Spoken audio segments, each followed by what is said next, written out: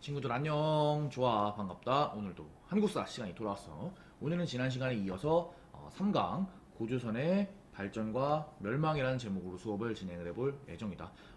고조선의 대표적인 유물, 그리고 유물을 통해서 고조선의 영역을 좀 예측해 볼 수 있는 시간을 가질 거고, 그 다음에 고조선이 발전하는 내용, 그리고 고조선의 법률에 대해서도 알아볼 예정이야. 법률 같은 경우에는 우리가 8조법이라고 하는 고조선에 남아있는 법률을 사료 해석하는 과정을 거칠 예정이다. 마지막으로 고조선이 어떻게 멸망했는지를 공부해 보면서 고조선에 대한 수업을 마무리하면 좋을 것 같아. 교과서는 18페이지부터 20페이지 펴면 되겠다. 자, 시작하도록 할게. 지난 시간의 내용을 짧게 복습하는 시간 한번 가져보자. 우리가 재료에 따라서 시대를 구석기, 신석기, 청동기, 철기로 구분을 했었어. 그 중에 우리가 지난 시간까지 공부했던 부분들을 복습을 해보자면, 구석기 시대랑 신석기 시대 같은 경우에는 공통점도 있고 차이점도 있었지. 차이점으로는 뗀석기와 간석기, 사냥과 채집, 농경과 목축, 이동생활과 정착생활 비교할 수 있었을 거고, 공통점으로는 모두 다 평등한 사회라는 걸 여러분들이 기억하고 있을 겁니다. 하지만 이것이 청동기 시대로 넘어오면서 달라지기 시작한다. 청동기 시대 같은 경우에는 청동으로 된 것들을 사용했지만 여전히 생활용품은 돌이나 나무로 된 것들을 사용하는 경우들이 많았어. 반달돌칼 같은 것들이 가장 대표적인 예시였다. 하지만 어찌됐든지 간에 청동기로 넘어오면서 생산력이 좀 더 급증하게 되고, 이런 증가한 생산력은 역사의 잉여 생산물이라는 것들을 발생시키게 된다. 결국에 많이 가진 자와 못 가진 자의 차이가 나타나게 되니 이것은 바로 계급이 발생하게 된다. 그리고 결국에 이러한 계급은 국가를 형성하는 데 이르게 되고, 청동기 문화를 바탕으로 우리나라 최초의 국가였던 고주선이 발달한다는 것 여러분들이 기억하고 있을 겁니다. 그래서 우리는 청동기 시대의 대표적인 유물 같은 것들도 알아보았어. 민달팽이는 껍데기가 없고, 민무늬 토기는 무늬가 없고, 반달돌칼, 우리나라의 대표적인 동검이었던 비파용 동검, 거친 무늬 거울, 이거는 참고로 뒷면이었지. 이걸 싹 돌리면 우리가 깨끗한 분들 얼굴을 볼 수 있다 하고, 빛을 반짝반짝반짝반짝 비출 수 있던 거 기억하고 있을 거야. 자, 그 다음에 군장, 제사장에 어떠한 종교적인 권위를 내세울 수 있었던 청동방울, 딸랑딸랑딸랑 신비로운 소리를 내면은 사람들이, 청동기 사람들이 와 정말 대단해 하고 그런 권위가 생겼던 거 여러분들이 기억하고 있을 거다. 그 다음에 이들의 지도력, 이들의 정치적인 힘이 굉장히 강했다는 것을 보여줘서 있던 거대한 고인돌까지 청동기 시대의 대표적인 유물로 여러분들이 기억하고 있을 겁니다. 자, 그 다음에는 고조선의 건국 이야기를 살펴보았어. 이 고조선의 건국 이야기를 우리가 흔히 단군 신화라고 부른다. 하지만 이 신화 뭐였니 얘들아? 신비로운 이야기야. 그렇기 때문에 우리는 이 신화를 있는 그대로 믿는 것은 아니다. 하지만 있는 그대로 믿지 않는다고 해서 이 신화는 다 거짓말이야, 쓸데없는 이야기야 라고 생각하는 필요도 없다고 했어. 우리 역사를 공부하는 역사가들은 이러한 옛날 사람들이 남겨놓은 흔적에서 역사적인 사실을 발견해낼 수 있어야겠지. 그래서 우리는 단군 신화를 해석하는 과정을 거쳤고, 그 결과 여러분들이 찾았던 게, 와, 인간 세상을 널리 이롭게 하기 위한 건국 이념을 지녔었구나. 바람, 비, 구름을 데리고 온 걸 보니까 당시의 고조선 사회는 농업이 굉장히 중시되는 사회였구나. 아, 곰이랑 호랑이가 이미 환웅이 오기 전부터 있었다는 걸 보니까 당시에 우리나라에서는 곰이랑 호랑이를 토템으로 하는, 곰이랑 호랑이를 숭배하는 부족들이 존재했었구나. 그 다음에 환웅이 결국에 호랑이가 아니라 곰이 변신한 웅녀랑혼이라는 걸 보니까, 아, 이주해온 환웅 집단이 미리 있었던 곰 토템 부족이랑 연맹하는 형태로 처음에 우리나라의 정치체제가 시작되었구나 라고 하는 점도 여러분들이 체크할 수 있을 거야. 그 다음에 한 가지 더, 단군 왕검이라고 하는 지도자의 명칭이 단군이랑 왕검, 단군은 제사장, 왕검은 정치 지도자, 이렇게 두 가지 상반된 것들이 합쳐져 있는 것을 보니까 단군 왕검, 고조선의 지도자는 정치와 제사, 정치와 종교를 한꺼번에 아우르는 재정일치적인 성격을 갖고 있었구나까지 여러분들이 체크를 해주면 되겠습니다. 여기까지가 우리가 지난 시간에 공부했던 내용이고, 이제 본격적으로 한번 고조선 이야기 한번 시작해 보도록 하겠습니다. 고조선의 대표적인 유물들을 한번 알아보도록 합시다. 고조선의 대표적인 유물, 먼저 오른쪽에 미송리식 토기. 미송리라고 하는 지역에서 발견된 스타일의 토기이기 때문에 미송리식 토기야. 그리고 비파형 동검 역시 우리나라의 대표적인 고조선 청동검이었고, 그 다음에 탁자식 고인돌 역시 고조선의 대표적인 유물이라고 할 수 있다. 아니 선생님, 고인돌이면 고인돌이지 탁자식 고인돌은 뭔가요? 라고 질문하는 친구 있을 거야. 왜냐면은 고인돌에도 크게 두 가지 종류가 있거든. 자, 아래쪽에 봐라. 아래쪽 보면 바둑판식 고인돌이 있어. 어때? 정말 바둑판 같이 생겼지? 바둑판식 고인돌은 우리나라에서 보통 상대적으로 남쪽 지역에서 많이 발굴이 되고 탁자식 고인돌 같은 경우에는 좀 더 북쪽 지역에서 발굴되는 경향들이 있어서 우리는 이 탁자식 고인돌을 고조선의 영역과 연결지어서 생각을 하게 된다. 그래서 우리는 1번 미송래 시토기, 2번 비파형 동검, 3번 탁자식 고인돌을 고조선과 관련된 대표적인 유물로서 반드시 기억을 해놔야 된다. 그리고 옛날 같은 경우에는 지금처럼 영토를 확실하게 알 수 있는 방법이 없어. 그러다 보니까 당시의 유물들의 출토되는 것을 보고 이 지역이 그 나라의 영역인가 아닌가를 우리가 상상해내야 되는 거야. 그렇기 때문에 우리는 미송리 시토기, 비파형 동검, 탁자식 고인돌 이 세 가지로 고조선의 영역을 유추해 볼 수 있다. 여러분들이 유추하기는 어려우니까 역사학자들이 미리 해왔어. 그래서 보게 되면 고조선의 영토는 한 이 정도. 이 전체를 고조선이 딱 지금처럼 완벽하게 지배했다라고 보기는 어려워. 워낙 옛날이니까. 하지만 어찌되었든지 간에 이 정도 영역이 미송래식 토기, 비파형 동검, 탁자식 고인돌로 보건대 고조선의 문화권이었구나. 고조선이랑 비슷한 문화를 공유하는 그런 지역이었겠구나 정도로 우리가 이해를 해주는 게 좋을 것 같다. 그리고 고조선 같은 경우에는 그 특징적인 것이 영역이 한 번에 일관적으로 있는 것이 아니라 시대에 걸쳐서 이동하게 돼. 바로 초기에는 요동 지역을 중심으로 했지만 후기에는 평양 지역으로 이동했다라고 하는 것이 그것인데, 물론 이거에 대해서는 워낙 옛날 일이기 때문에 고조선의 영역에 대해서는 또 학자들마다 의견이 많이 갈리기는 해. 하지만 현재까지 나온 것들을 전부 다 종합해 봤을 때 초기에는 요동 지역에 있었다가 후기에는 고조선이 평양 지역으로 이동했다라고 하는 이야기가 가장 합리적이고 설득력이 있기 때문에 교과서에서도 이걸 채택하고 있고 선생님도 이렇게 너희들에게 수업을 하겠다. 자, 평양은 들어본 적 있을 거야. 여기가 대한민국의 수도 서울이야. 그리고 여기가 지금 북한의 수도인 평양이지. 평양은 알겠는데 아마 역사를 처음 배우는 2학년 친구들은 선생님 요동이라고 하는 단어가 뭔지 모르겠어요 라고 하는 친구들이 있을 거야. 그래서 오늘 이 시간에 요동이 어딘지 얘기하고 넘어가도록 할게. 자, 우리나라 북쪽과 중국 사이에 보면은 요하라고 하는 강이 흐른다. 이렇게 흐르는 강인데 이 요하라고 하는 강의 동쪽 지역이 요동이고 서쪽 지역이 요서 지역이다. 지금은 우리나라가 압록강과 두만강을 기준으로 그러니까 한반도만을 그 영역으로 하고 있지만 우리나라 역사를 보게 되면은 이쪽 북쪽 지역과도 굉장히 많은 영향력을 주고 받았던 거 여러분들이 역사를 공부하면 이해할 수 있을 거야. 그 중에서도 특히 이 요동 지역 같은 경우에는 우리나라랑 밀접한 관계를 갖고 있었던 지역이기 때문에 여러분들이 여기서부터 시작해서 한번 개념을 머릿속에 딱 갖고 넘어가면 요동 말 나올 때마다 그래 우리나라 북쪽에 있는 중국이랑 사이에 있는 요하라고 하는 강의 동쪽 지역이 요동이었지. 고조선 때부터 우리나라는 요동 지역이랑 긴밀한 관계를 맺고 있었지 라고 생각하면은 역사를 이해하는 데 좀 더 큰 도움이 될 것이다. 자, 그래서 이쪽 지역을 요동이라고 한다 라고 하는 부분 체크해 주면 좋을 것 같아. 그래서 원래 고조선이 처음에 시작되었을 때는 학자들이 생각하기에 이 영역 중에서도 요동 지역을 중심으로 고조선이 발전했었구나 라고 하는 것들을 알아낼 수 있을 것 같아. 초기에는 요동에서 발전했지만 고조선 같은 경우에는 나중에 이동한다 그랬어. 그래서 어디로 이동하냐? 한반도 북서쪽 특히 평양을 중심으로 한 지역으로 그 중심지가 이동하게 된다. 중심지가 이동한다는 것 여러분들이 체크해주면 좋을 것 같아. 그래서 왼쪽에 있는 지도도 보면은 초기 중심지와 후기 중심지를 나누어서 설명하고 있는 것 여러분들이 체크할 수 있겠다.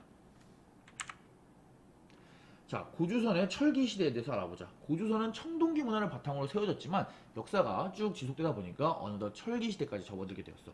기원전 5에서 4세기경 무렵에 이제 철기 문화가 본격적으로 고조선에 들어오게 된다. 고조선의 청동기 시절 대표적인 유물이었던 비파형 동검은 그 형태를 다르게 변형시켜서 이제는 세형 동검이라는 형태로 등장하게 된다. 이렇게 보면은 비파형 동검은 옆에가 뚱뚱한 데 비해서 세형 동검은 조금 더 날카로운 모습 여러분들이 확인할 수 있을 거야. 세형 동검 같은 경우에는 특히 한반도 지역에서 많이 발굴되기 때문에 우리가 별명으로는 한국형 동검이다 이런 식으로 부르기도 해. 그리고 여러분들이 청동기 시절에 봤었던 거친 무늬 거울, 굉장히 무늬가 거칠거칠했던 거친 무늬 거울이 이제는 무늬가 짜잘짜잘한 잔무늬 거울로 변화하게 된다. 이 잔무늬 거울 선생님이 확대한 사진을 갖고 왔어. 어때? 굉장히 무늬가 엄청나게 섬세하지. 이 선 하나하나의 간격이 2mm라고 해. 1cm의 10분의 1이 1mm고 그 10분의 1을 다시 10분의 2, 0.2mm 간격으로 엄청나게 작은 선들을 넣을 수 있었던 거지. 이게 또 손으로 이렇게 하는 게 아니야, 얘들아. 이거 다 뭘로 만드는 거니? 이거 다 거푸집으로 우리 배웠지, 청동기 시간에. 거푸집으로 찍어내는 거야, 붕어빵 찍듯이. 그럼 그 거푸집을 얼마나 세밀하게 만들 수 있고 그 세밀한 거푸집 모양대로 나오게 하려면 또 청동을 얼마나 잘 다룰 수 있어야겠니? 그래서 철기 문화가 시작되면 철기 시대로 가면은 청동기 문화가 조금 더 발전했다라고 하는 점들을 여러분들이 체크해주면 좋을 것 같아. 자, 철기 시대 고조선이 또 발전했다는 것은 중국과의 관계에서도 찾아볼 수 있어. 고조선은 철기 시대 때 가면은 중국은 전국 시대라고 하는 시대가 있어. 세계사 시간에 배우겠지만 전국 시대의 중국은 지들끼리 치고받고 하는 싸움이야. 그래서 보게 되면은 중국의 영토 아래 굉장히 많은 나라들이 별개로 존재하는 것도 여러분들이 체크할 수 있지. 이러한 나라들이 서로 싸우던 시기가 전국 시기다. 이러한 전국 시기 때 고조선은 어떻게 했냐? 바로 이 중국 세력들과 대결하고 때로는 교류하면서 역사를 발전시켜 나갔어. 원래 역사적으로 중국에서 왕은 한 명밖에 없었다. 중국 중앙을 다스리는 주나라의 왕이 왕이었어. 그런데 이 왕의 세력이 약해지면서 전국 시대에 가면은 중국 곳곳에서 야, 너만 왕이냐? 나도 왕이야. 나도 왕이야. 나도 왕이야. 나도 왕이야. 나도 왕이야 하면서 곳곳에서 서로 막 자기가 왕이라고 주장하면서 일어나기 시작한 거야. 그럼 그때 우리의 고조선은 어땠냐? 고조선 역시 철기 문화를 바탕으로 발전하고 있었기 때문에 그래? 그럼 나도 왕 할래 하고 하면서 고조선이 스스로 왕을 칭할 정도로 세력이 성장하기도 했다. 그리고 기록에 따르면 그 아래에 다양한 벼슬들을 두었는데 이는 고조선의 정치가 그만큼 발전해 나가고 있는 과정이었다라고 생각을 해주면 좋을 것 같아. 그래서 고조선 같은 경우에는 중국 세력들과 대결하고 교류하면서 그 성장을 이어갔다고 보면 된다. 하지만 항상 좋은 일만 있었던 건 아니야. 여러분 지도를 보면은 눈치챘을지도 모르겠지만 이 왼쪽에 있는 지도 같은 경우에는 요동 지역이 지금 고조선의 땅으로 표시가 되어 있어. 그지? 근데 오른쪽에 있는 지도 같은 경우에는 어떠니 지금? 빨간색 동그라미 쳐진 요동 지역이. 노란색으로 되어 있지. 노란색은 중국 연나라의 땅이야. 그래, 고조선은 발전하는 과정에서 중국 세력이랑 대결하기도 했는데 때로는 그 대결에서 패배하기도 했어. 대표적으로 연나라에게 패배해서 요동 지역 땅을 상실하기도 했지. 선생님이 아까 초기에 고조선은 요동에서 시작됐지만 나중에 후기에 그 세력의 중심지가 평양으로 이동한다고 했지. 이때 연나라와의 싸움에서 패배한 게 그 결정적인 원인일 거라고 역사학자는 생각하고 있다. 하지만 우리가 중국 세력이랑 항상 전쟁만 했던 것은 아니야. 교류도 했는데 대표적인 것이 바로 오른쪽에 있는 명도전이라고 하는 유물이다. 명도전은 칼처럼 생겼지만 칼은 아니라 칼 모양을 한 동전이야. 이 돈은 원래는 연나라의 돈인데 연나라랑 밀접한 교류를 했던 고조선에서도 연나라의 돈이 많이 발굴되는 거지. 마치 지금 우리 사회에도 뭐 달러도 있고 일본 돈도 있고 유럽 돈도 있고 다양한 돈이 우리나라에 들어와 있는 거랑 비슷한 이치라고 생각하면 좋을 것 같다. 철기시대 고조선에서 재미난 이야기는 기원전 2세기경에 위만이라고 하는 사람이 있어. 이 사람이 자기들이 이끄는 무리를 이끌고 막 와서 조선에 들어왔어. 조선에 들어왔는데 이 사람이 고조선에 왕을 몰아내고 스스로 왕위에 올라. 그래서 우리는 이때부터 위만이 이끄는 조선이다 라고 해서 고조선을 위만조선이라는 다른 이름으로 부르기도 하는데 이 위만이 왕이 되고 나서 고조선은 철기 문화를 더욱더 발전시켰다. 이런 이야기도 전해져 내려오고 있다. 자, 그래서 철기 시대 때 고조선은 사회의 모습이 어땠는지 알아보기 위해서 우리는 사료학습을 한 번 더 진행을 할 거야. 고조선에는 마치 여러분들이 세계사 시간에 함무라비 법전을 읽고 해석했던 것처럼 해석할 수 있게 8개의 조항인 팔주법이 내려오고 있다고 해. 그런데 안타깝게도 이 팔주법 중에서 단 3가지만 전해 내려오고 있다. 그래서 우리 8개를 다 볼 수는 없고 3가지만 볼 거야. 지금 한번 내용을 읽어보는 시간을 한번 가져봐. 이걸 스탑하고 한번 읽어보도록 해라. 다 읽었니? 좋아. 그래서 한번 해석하는 시간을 가져보도록 하자. 함무라비 법전 했으니까 이 정도는 뭐 너무 쉽지. 자, 먼저 볼게. 사람을 죽인 자는 바로 사형에 처하고 남에게 상해를 입힌 자는 곡식으로 갚게 한대. 그러니까 어쨌든 간에 사람을 다치면 안 된다. 사람을 다치게 하면 안 된다. 라고 하는 생각을 여러분들이 찾아볼 수 있다. 고조선 사람들은 왜 사람을 다치게 하면 안 된다고 생각을 했을까? 고조선 사람들이 막 평화를 너무 사랑해서 그랬을까? 뭐 그런 이유도 있겠지만 뒤를 조금 더 볼게. 뭘로 배상한다고 돼 있니? 그래, 곡식으로 배상한다 그랬어. 우린 여기서 고조선이 농경사회임을 유추할 수 있다. 만약에 고조선이 뭐 물고기만 잡는 사회였다. 그럼 물고기로 배상하겠지. 뭐 산에서 버섯을 캐는 사회였다. 그럼 버섯으로 배상하겠을 거야. 하지만 고조선은 농사를 짓는 농경사회였기 때문에 곡식으로 갖는다고 했어.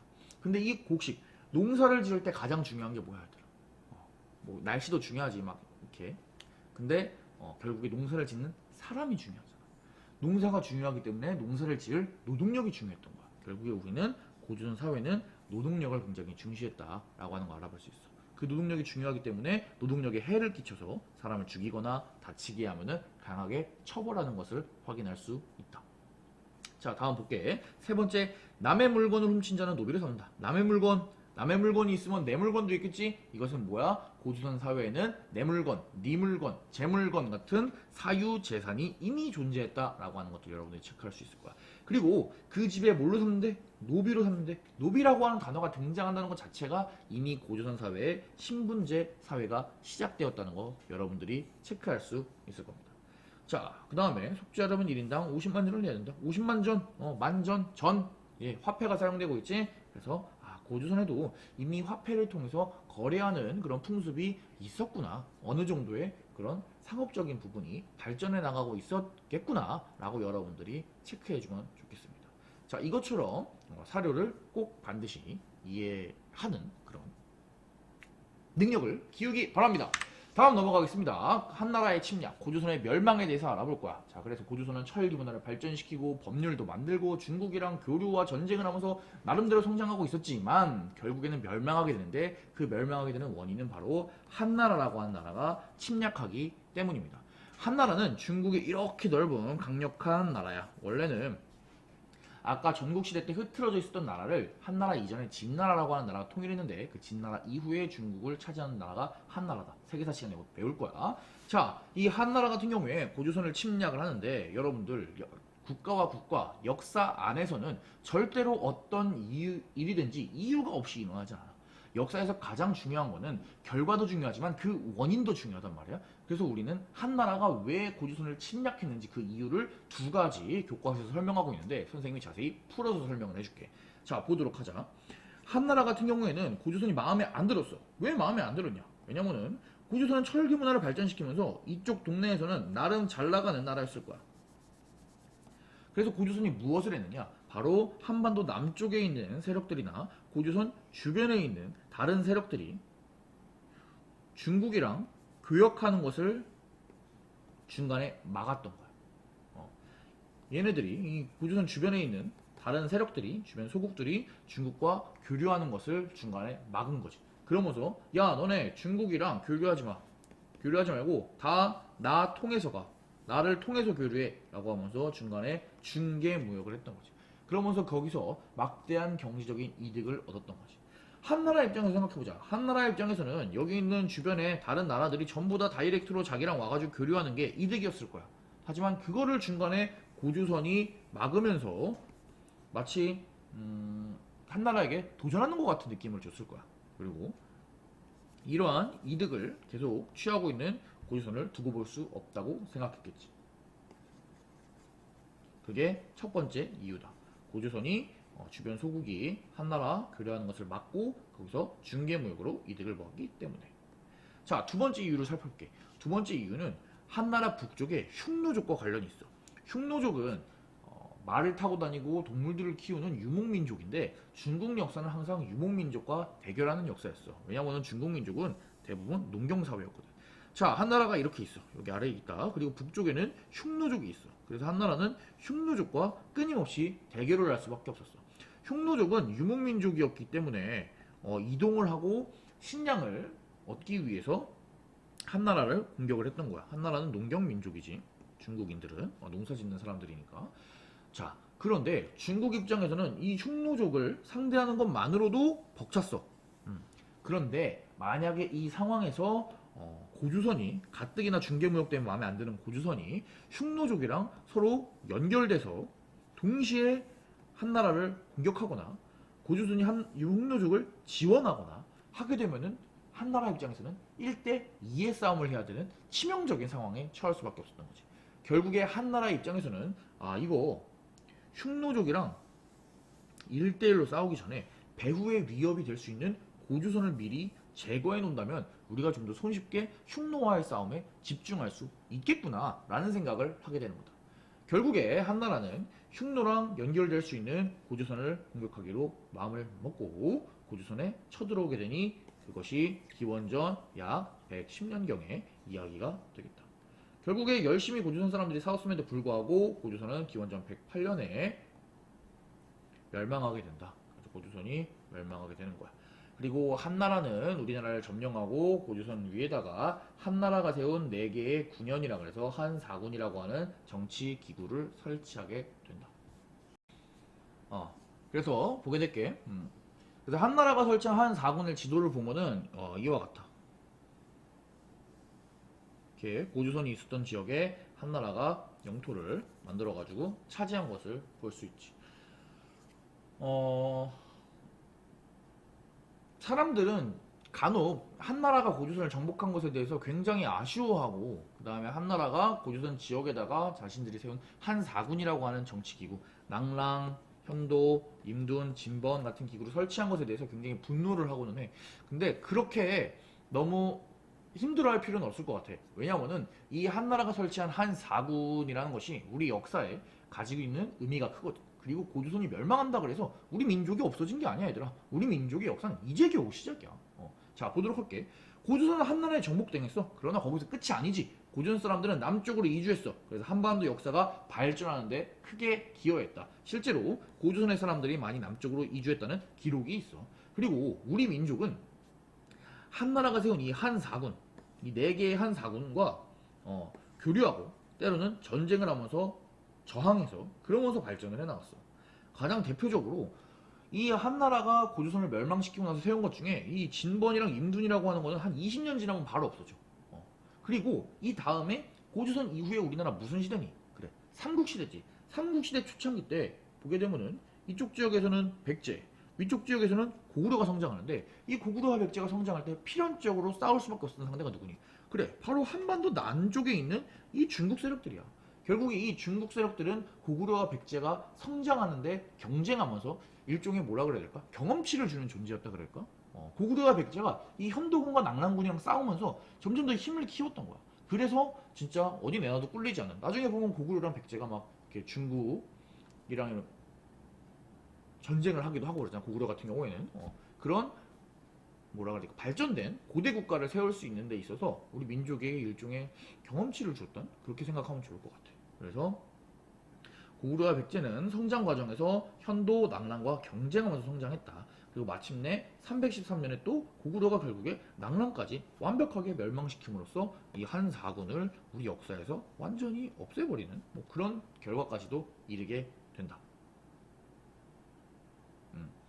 그러니까 한나라가 만든 한사군이 뭐 굴욕적이다, 뭐 한나라의 식민지다, 뭐 이렇게만 생각할 것이 아니라 우리가 고조선이 멸망하고 세워진 이 중국 세력을 통해서 우리가 때로는 이 중국 세력을 통해서 중국에서 오는 문물을 받아들이기도 하고 때로는 전쟁을 통해서 얘네들을 저항해 가면서 그러면서 우리 역사가 이렇게 꿈틀꿈틀 거리면서 성장했다라고 하는 측면을 여러분들이 좀 더 집중해서 바라봐주면 좋겠어서 선생님이 좀 장황하지만 설명을 그렇게 했던 겁니다.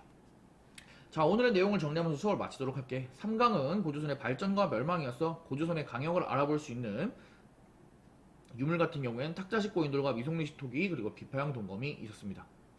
고조선 같은 경우에는 그 영역이 처음엔 요동지역에서 시작되었지만 연나라와의 싸움에서 패배하면서 한반도 북서부로 이동했고 대표적으로 도시가 어디냐? 평양이라고 생각하면 좋겠습니다. 철기시대 고조선 같은 경우에는 잔무늬 거울, 거친무늬 거울은 잔무늬 거울이 됐고 비파형 등검은 세형 등검 등으로 변하면서 청동기 기술이 더욱더 발달했고 중국의 연나라와 교류하거나 경쟁하면서 성장을 했고 그 다음에 위만주전이 성립된 이후에는 철기가 더욱더 발달했고 팔조법이라고 하는 법률까지 있었다라고 하는 점 여러분들이 꼭 체크해주기 바랍니다. 팔조법 같은 경우에는 사료도 해석할 줄 알아야 돼. 자, 그리고 고조선이 멸망한 이유는 중국의 한나라가 침입을 했기 때문이고 이 한나라는 고조선을 멸망시키고 한사군이라고 하는 정치 기구를 우리나라에 성립을 시켰다. 하지만 우리 민족은 여기서 포기하지 않고 끊임없이 한사군한테 배울 건 배우고 공격할 건 공격하면서 꿈틀꿈틀거리면서 고대 국가를 키워 나갔다. 까지 여러분들이 체크하면 좋겠습니다. 자, 오늘의 수업은 여기서 마치겠습니다. 다음 시간에는 철기 문화를 바탕으로 본격적인 삼국시대 이전에 우리나라에서 설립되었던 많은 작은